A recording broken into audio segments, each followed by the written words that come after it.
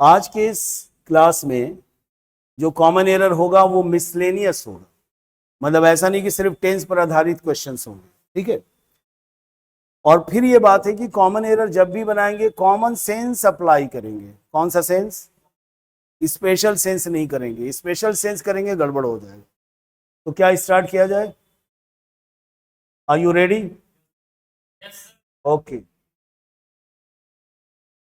this is question 11 and for today this is question number 1. When we went to Paris, we went up Eiffel Tower.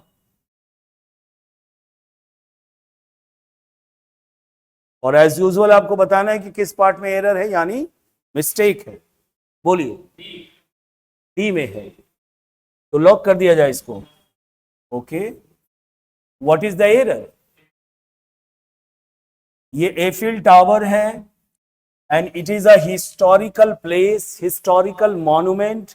तो किसी भी ऐतिहासिक स्थान के नाम के पहले द का प्रयोग होता है। For example the Taj Mahal, the Golghar, the red fort, similarly the Eiffel tower.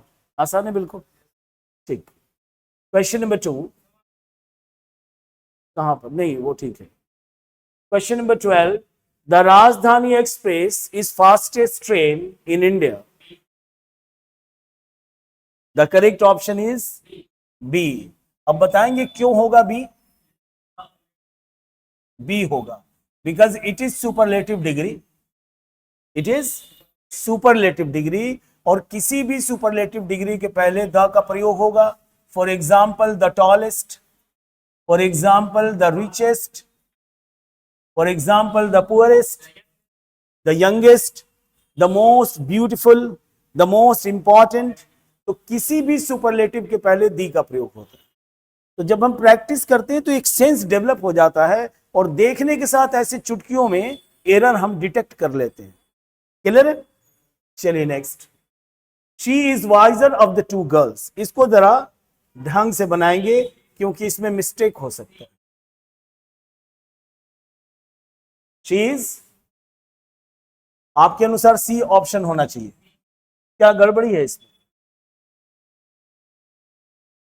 क्योंकि वाइजर के साथ दैन का प्रयोग होता है, यही नियम है, यही नियम है ना कि कंपैरेटिव डिग्री में दैन का प्रयोग होता है।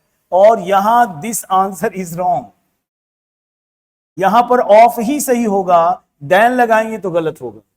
अब ये स्ट्रक्चर समझना पड़ेगा तो इसकी बात समझ में आएगी। आप देखिए, अगर आपको यह कहना हो कि राम श्याम से बुद्धिमान है तो Ram is wiser than Shyam.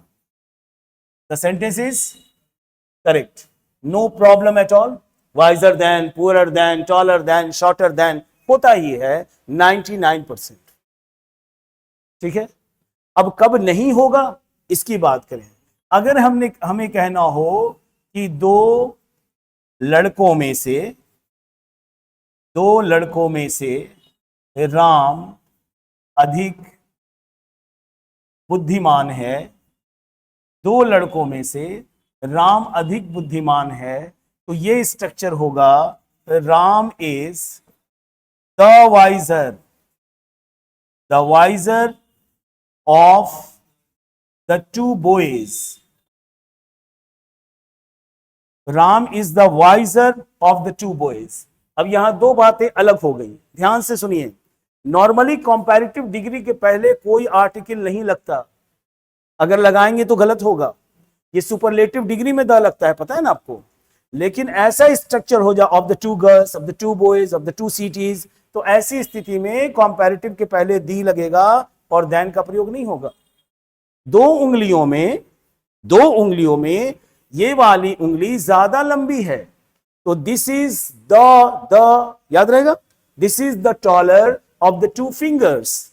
लेकिन अगर कहना है ये वाली उंगली इस उंगली से ज्यादा लंबी है, तो क्या कहेंगे? This finger is taller than. बात समझ में आ रही है? आरा पटना से गंदा है, तो Arrah is dirtier than Patna. Dirtier than, dirtier के पहले कोई आर्टिकल नहीं लगा। लेकिन अगर कहना है कि दो शहरों में आरा ज्यादा गंदा है, तो Arrah is the dirtier of the two cities. बात समझ में आ रही है? अब ये बनाने में एक नई चीजें आ गई, ये फायदा होता है सेट बनाने का। तो आप देख लीजिए, अब तक जो कुछ भी हुआ वो गलत हो गया, अभी डिग्री हुआ कहां है। लेकिन अगर एग्जाम में कुछ क्वेश्चन आ जाए जो नहीं पढ़ा हुआ है तो क्या बोलेंगे, ये क्वेश्चन हम नहीं बनाए, ऐसे बोलेंगे। अच्छा अच्छा, आप बोल रहे थे देन लगेगा, ऊपर वाला सही है। तो she is wiser of the two girls, कहां गड़बड़ी है बताइए। शी इज, अब बताइए जिसको ये स्ट्रक्चर नहीं पता होगा वो एग्जाम में कौन सा ऑप्शन चूज करके आएगा, और क्या कॉन्फिडेंट होगा कि नहीं कि एकदम सही बनाए?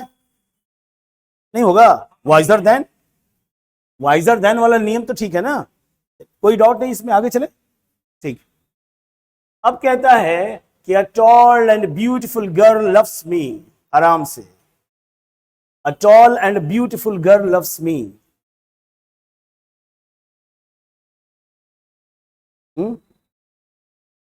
बी में क्या गड़बड़ी है इसमें?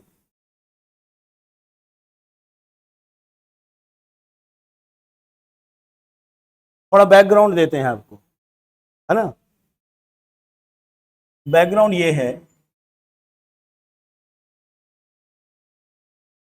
A teacher and writer,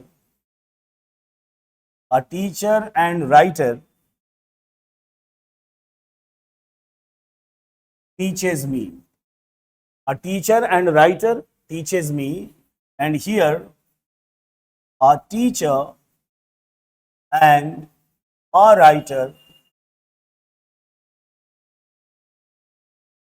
teach me। ध्यान से देखेंगे, इस क्वेश्चन से बहुत सारी चीजें सीखने को मिलेंगी। Both the sentences are correct, पहले तो ये समझ लें, both the sentences are correct, दोनों अपने आप में सही है। यहां आर्टिकल एक जगह है, यहां आर्टिकल दो जगह है।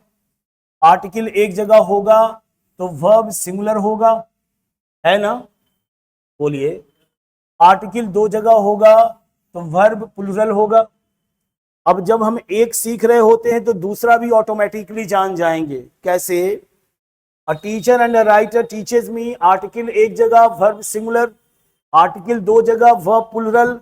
इसका मतलब अगर वर्ब सिंगुलर है तो आर्टिकल, यहां ध्यान दीजिए, आर्टिकल, आप इधर से उधर देखिए तो उधर से इधर भी सीखने को मिल रहा है।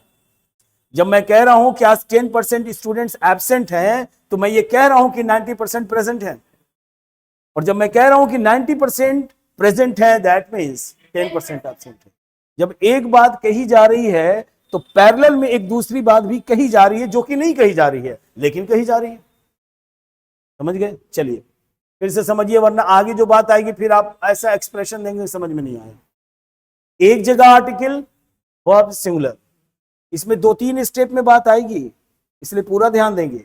एक जगह आर्टिकल वर्ब सिंगुलर, दो जगह आर्टिकल वर्ब प्लूरल। यानी अगर ऐसा दे देता ब्लैंक स्पेस और टीचेस तो आर्टिकल एक जगह लगाते, और यहां ब्लैंक स्पेस यहां ब्लैंक स्पेस दे देता टीच तो आर्टिकल दो जगह लगाए। ये तो टेक्निकल बात होगी। अब कॉन्सेप्ट की क्या बात है, इन दोनों में डिफरेंस क्या है? डिफरेंस ये है कि आर्टिकल एक जगह लगाए, इसका मतलब ये है कि एक व्यक्ति है जिसके अंदर दो क्वालिटीज है, वो टीचर भी है और लेखक भी है। और जब हम दो आर्टिकल अलग अलग लगाते हैं दैट मीन्स टीचर एक अलग व्यक्ति है और राइटर एक अलग व्यक्ति है, तो कितने व्यक्ति हो गए? दो। तो here the subject is one, here the subject is two, here the subject is singular, here the subject is plural. तो यहां वर्ब सिंगुलर और यहां वर्ब प्लूरल। पूरी बात समझ में आ गई तो हम उस क्वेश्चन पर जाएंगे। चलिए ध्यान दीजिए, सी, चलिए हमने कह दिया सी इनके कहने पर। अब बताइए किसी और का कुछ और भी आंसर है क्या?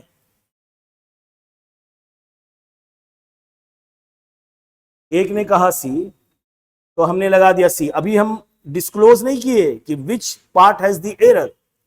क्या आप में से किसी को कोई और भी आंसर लग रहा है?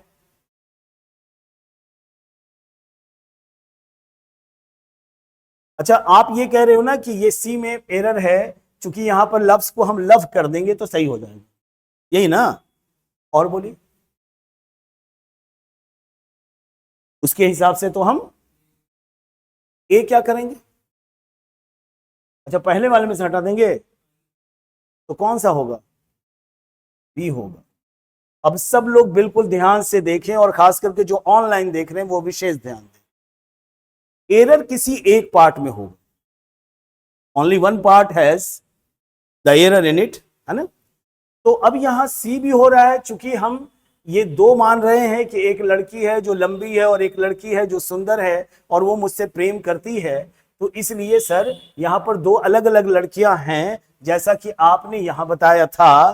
तो जिस तरह से यहां टीच होगा उसी तरह यहां लव होगा। बोलिए, उसी तरह यहां लव होगा, इसलिए सर मेरा आंसर सी है ना। अब ये कहते हैं कि नहीं नहीं, हम लफ्ज को छोड़ देते हैं, ध्यान दीजिए, हम लफ्ज को छोड़ देते हैं, हम